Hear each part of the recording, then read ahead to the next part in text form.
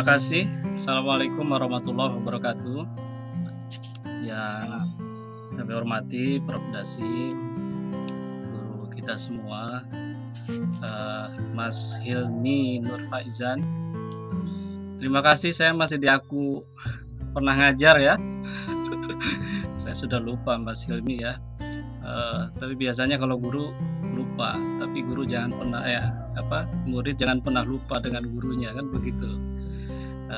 Terima kasih, masih di aku dulu sempat nyuri-nyuri waktu di sela-sela menemani Prof. Dasim tuh Hilmi ya. Jadi dari Bandung ke Garut hanya sehari mampir untuk ada kelas di STKIP Garut. Kemudian teman-teman angkatan 2021 yang sudah banyak memaparkan tentang kajian dari Handbook of Citizenship Studies ya, diambil dari buku itu sebagian besar. Kemudian Kang Riza, ini kakak tua. Dari kemarin ya kita mendengar istilah kakak tua, dan saya coba mencari referensi, ternyata kita patut bersyukur ini Kang Riza ya. Mbak Endris disebut kakak tua itu kalau dalam jenis burung termasuk burung yang cerdas gitu ya. Jadi mudah-mudahan ini sebagai penghormatan, penghargaan, dan ya mungkin jadi beban juga Mas Riza untuk kita ya. Kita dianggap kakak yang cerdas gitu ya. Tetapi jangan sampai seperti istilah Sunda ya, jadi burung gitu ya. Burung kakak tua aja jadi burung gitu ya. Jelema teh burung hirup. Jadi kakak yang tidak bisa diandalkan, yang malah dimentori, tadi kata Prof. Dasim, dimentori oleh adik kelasnya. Mudah-mudahan tidak seperti itu. Kita berbagi dengan teman-teman semua, dan saya masuk ke apa yang dipaparkan oleh Mas Hilmi ya. Mas Hilmi sudah sangat baik menjelaskan tentang postnasional dan denasionalisasi kewarganegaraan di dunia dan Indonesia. Jadi judul ini sepertinya memang diambil dari bab keberapa Mas Hilmi? Ke-17 ya, dari bukunya Handbook of Citizenship Studies. Denasionalisasi, postnasional dan denasionalisasi ini ditulis oleh Saskia Sassen. Kebetulan dulu saya Mas Riza itu kebagian juga membahas bukunya Saskia Sassen ya. Bahkan cari-cari sampai ke Amazon ya, mencari buku yang ditulis oleh Saskia Sassen, dan akhirnya kita memperoleh, dan sumber dananya ada di Mas Riza itu, karena yang punya kartu kredit ya, kita mah nebeng aja. Gitu ya. Jadi Saskia Sassen memang concern dengan kajian-kajian kewarganegaraan, dan hari ini dibahas oleh Mas Hilmi tentang postnasional dan denasionalisasi. Terima kasih Mas Hilmi, ini juga sudah memaksa saya untuk membaca artikel Mas Hilmi yang cukup banyak, 58 halaman ini ya. Kalau tadi Mbak Edris karena 19 halaman kemudian di print, kemarin saya sudah mau ngeprint Mas Hilmi ya, tapi pas dilihat waduh 58 halaman, dan besok lagi saja gitu ya. Dan 58 halaman ini untungnya ada 11 gambar, ada ilustrasi disisipkan di sana gitu ya. Jadi kalau anak SD itu kan seneng, jadi tidak hanya tulisan saja, tapi ada gambar-gambar yang disisipkan sebagai ilustrasi yang mempertegas dari tulisan. Cuma memang kalau pengalaman misalkan sebagai penilai buku teks atau non teks, itu ada pertanyaan Mas Hilmi, apakah ilustrasi yang disajikan, gambar yang disajikan mendukung teks yang sedang dibahas. Nah, kita bisa memberikan penilaian di antara 1 sampai 4 ya, 1, 2, 3, 4 itu kira-kira di mana. Nah, gambar-gambar yang disajikan oleh Mas Hilmi, terutama penempatannya itu belum secara spesifik gitu mendukung teks yang sedang dibahas gitu ya, dari gambar 1 sampai ke gambar 11 itu. Kemudian karakter gambarnya juga macam-macam gitu ya. Ada gambar yang berupa foto gitu ya, ada gambar yang berupa karikatur gitu ya, kartun dan lain sebagainya yang itu sangat beragam. Dan perlu juga nanti Mas Hilmi mempertimbangkan sasaran pembaca ini nanti siapa ya. Kalau sasaran pembacanya kalangan mahasiswa S1, S2, tentu gambar-gambar yang disajikan adalah gambar-gambar yang memang sesuai dengan karakteristik mahasiswa S1, S2 atau bahkan S3 gitu ya. Kemudian ada beberapa konsep inti dari Prof. Dasim juga sudah sampaikan. Jadi ini teh hewan apa gitu Mas Hilmi ya. Postnasional dan denasionalisasi itu apa? Dan ini nampaknya belum secara tegas ya, belum secara clear dijelaskan oleh Mas Hilmi pada paparan tadi, termasuk juga pada artikel yang ditulis. Jadi saya mencari-cari sebenarnya postnasional dan denasionalisasi itu apa. Nah, selain dua konsep tadi, saya mencatat ada beberapa konsep juga yang perlu mendapatkan penjelasan. Yang pertama, nation sendiri ya, nasional itu apa? Kemudian nasionalisme ya, nasionalisme itu konsep yang mungkin menjadi istilah yang dekat dengan kita, komunitas PPKN, tetapi seperti halnya diakui oleh pencetusnya sendiri, itu sulit didefinisikan, sulit diberikan definisi. Misalnya saya bacakan di sini ada Hans Kohn ya, yang menulis tentang nasionalisme, arti dan sejarahnya. Ini bukunya sudah lama sekali gitu ya, tahun 55. Di bagian awal saja dia sudah memberikan definisi yang sepertinya cukup menarik untuk kita diskusikan lebih lanjut. Nasionalisme adalah salah satu dari kekuatan yang menentukan dalam sejarah modern. Ia berasal dari Eropa Barat pada abad ke-18. Kemudian abad ke-19 ia tersebar di seluruh Eropa, dan dalam abad ke-20 baru tersebar menjadi perhatian yang menarik di Asia dan Afrika. Nah, yang menarik lagi, nasionalisme katanya tidaklah sama di setiap negara dan setiap zaman. Jadi konsep tentang nasionalisme tidak sama di setiap negara dan di setiap zaman. Ia merupakan suatu peristiwa sejarah. Jadi sangat ditentukan oleh ide-ide politik dan susunan masyarakat dari berbagai negara di mana ia berakar. Jadi ketika Mas Hilmi membahas tentang nasionalisme dalam konteks Indonesia misalnya, kita perlu merujuk pada bagaimana nasionalisme itu tumbuh di negara kita misalnya. Nasionalisme kita dalam konteks sejarah kan bentuk perlawanan terhadap praktek-praktek kolonial yang terjadi di negara kita. Nah, itu nasionalisme yang disajikan oleh Mas Hilmi sepertinya perlu ada perluasan. Kemudian konsep postnasional yang tadi yang saya sampaikan itu juga konsep yang perlu clear, apa postnasional itu. Kemudian denasionalisasi juga sama gitu ya.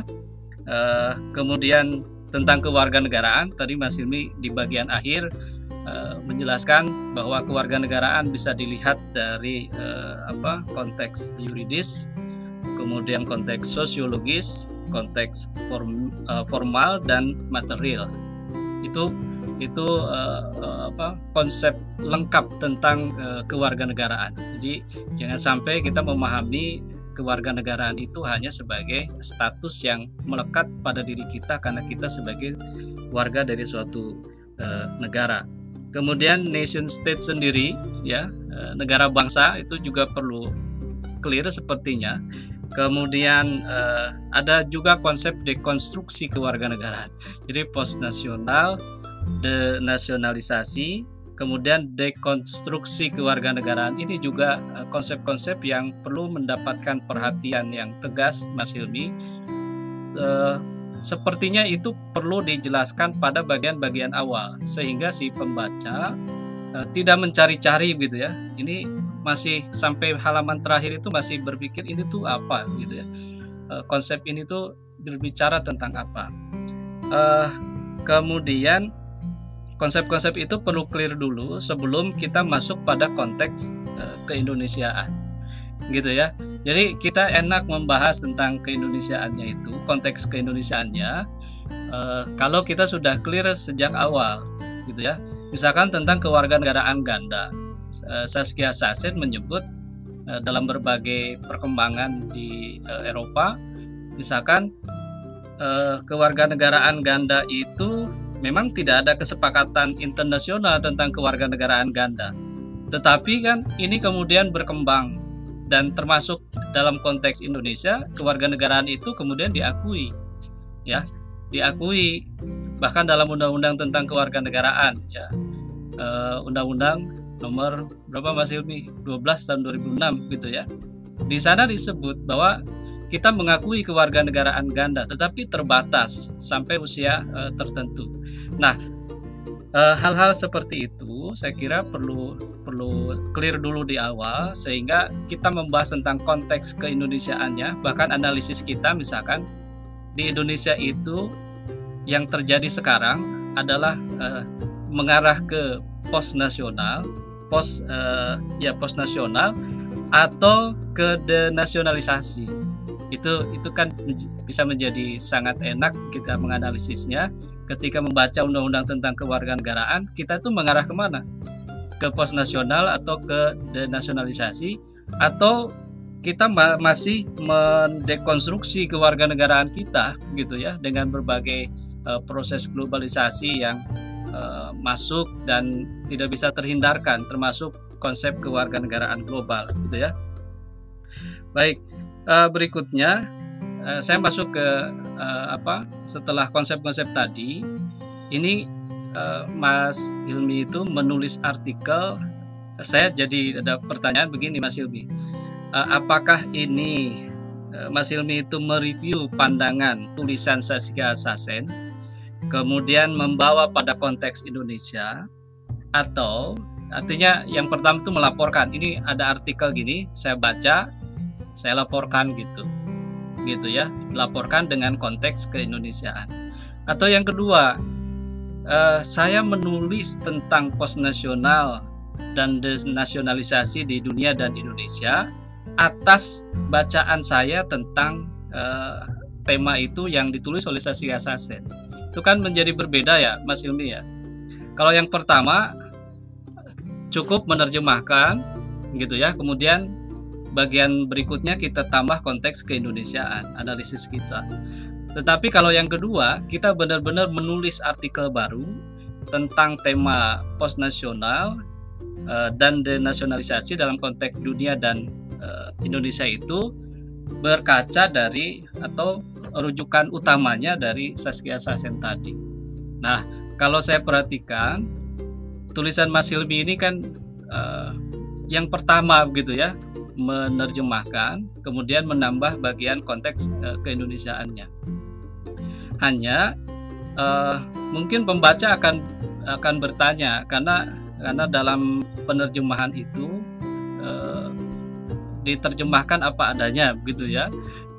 Misalkan ada pernyataan-pernyataan, saya mendefinisikan itu, saya di sana itu siapa? Apakah penulis Mas Hilmi atau Saskia Sassennya gitu ya. Nah, itu yang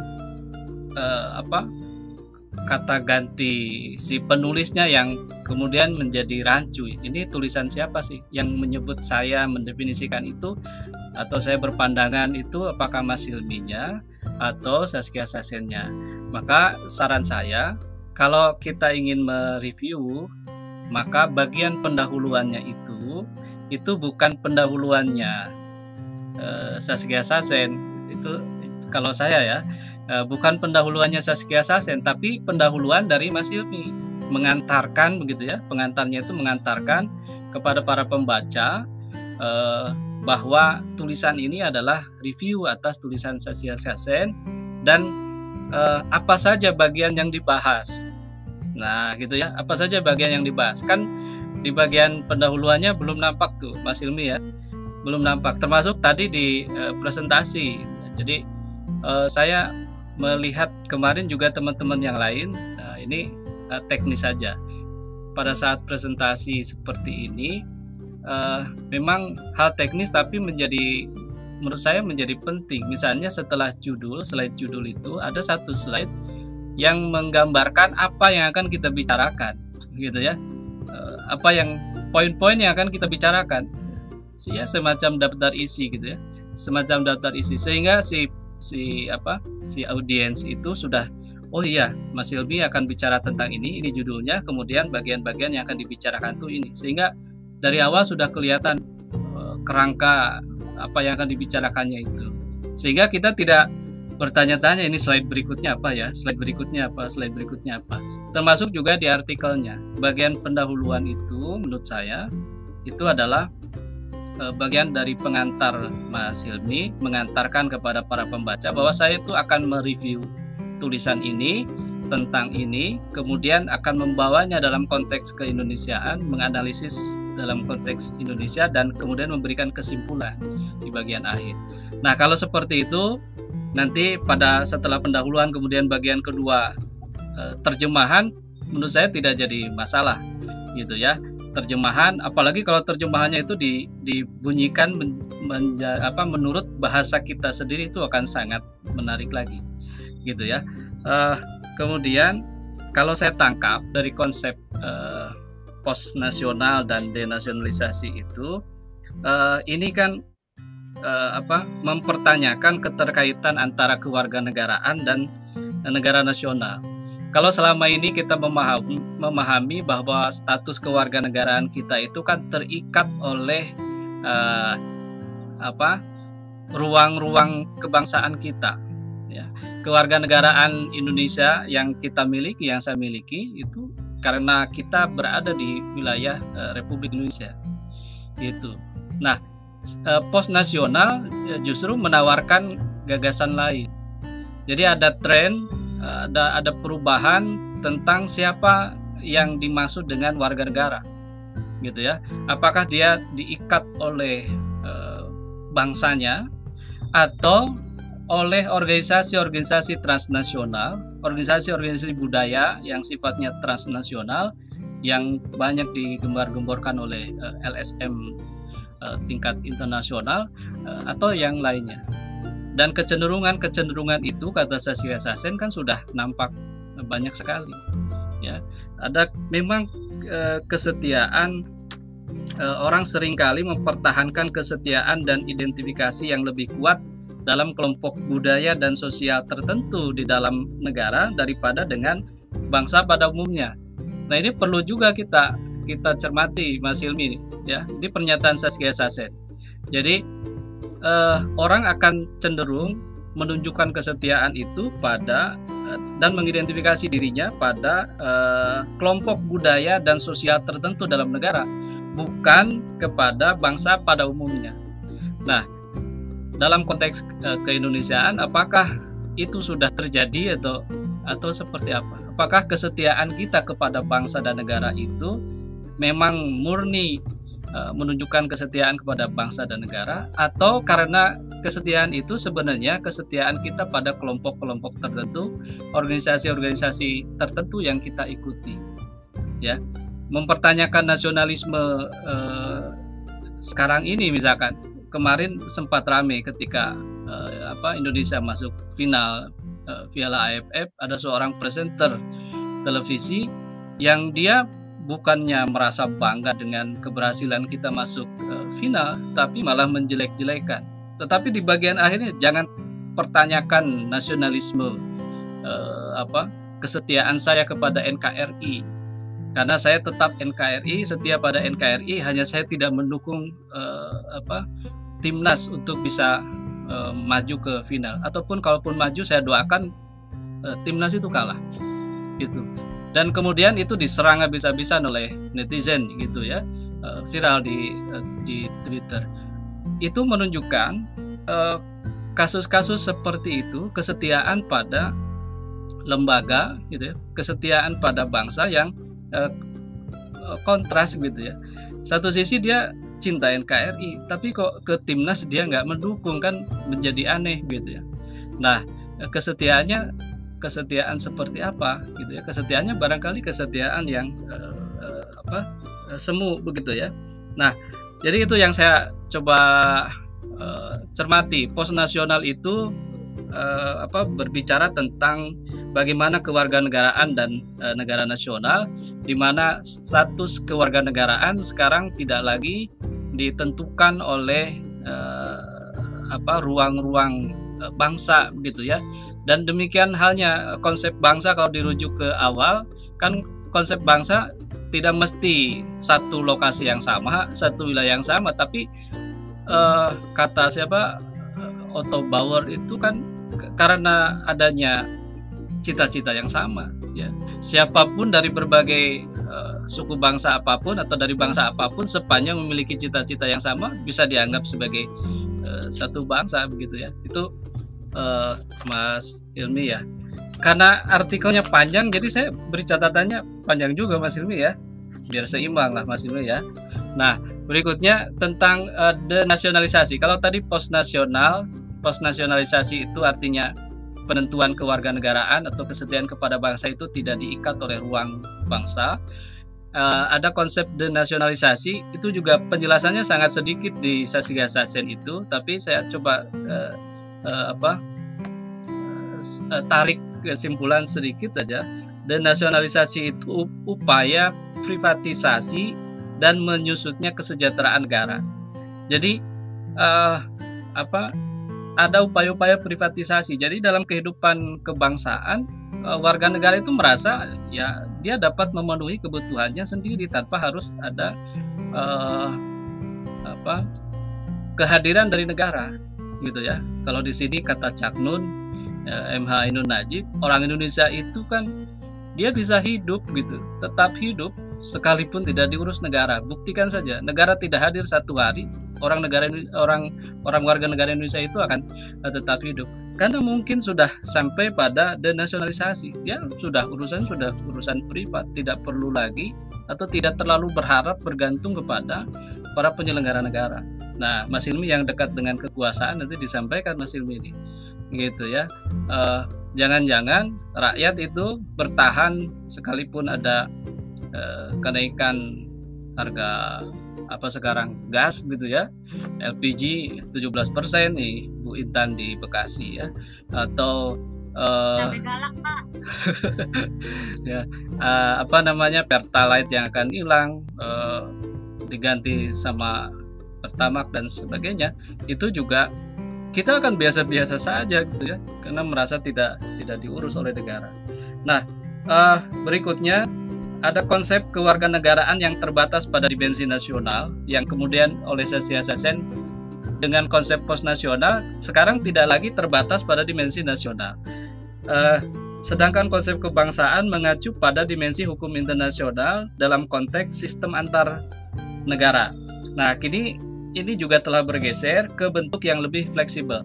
Jadi kebangsaan yang sangat diikat oleh konteks sistem antar negara sekarang sudah lebih fleksibel. Tadi Mas Hilmi sudah sampaikan apa yang Saskia Sassen tulis, bahwa konsep kebangsaan itu di Eropa contohnya itu yang menunjukkan bahwa postnasionalisasi atau denasionalisasi itu sedang terjadi.